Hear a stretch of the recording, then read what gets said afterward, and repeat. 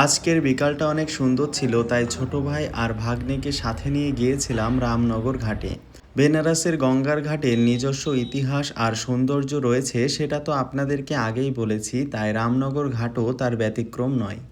এটি গঙ্গা নদীর পূর্ব তীরে অবস্থিত একটি ঐতিহাসিক ঘাট ও দুর্গপ্রাসাদের সমন্বয়, যা তুলসী ঘাটের ঠিক বিপরীতে পড়ে।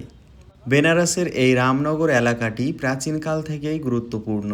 পৌরাণিক কাহিনী অনুসারে মহাভারতের রচয়িতা মহর্ষি বেদব্যাস এখানে ধ্যান করেছিলেন বলে বিশ্বাস করা হয়। এই কারণে এলাকাটি একসময় ব্যাসকাশী নামে পরিচিত ছিল।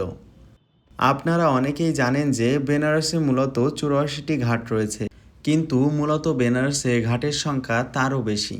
84 ঘাট বলতে মূলত গঙ্গা নদীর পশ্চিম তীরে অর্থাৎ শহরের দিকে অবস্থিত ঘাটগুলোকে বোঝানো হয়। রামনগর ঘাট অবস্থিত গঙ্গার পূর্ব তীরে রামনগর দুর্গের সামনে, এজন্য এই ঘাটটি 84 ঘাটের অন্তর্ভুক্ত নয়। বেশ অনেকক্ষণ ঘাটে ঘুরতে ঘুরতে নজর পড়ল এখানকার রামনগর ফোর্টে। এই রামনগর ফোর্ট অনেক বিখ্যাত।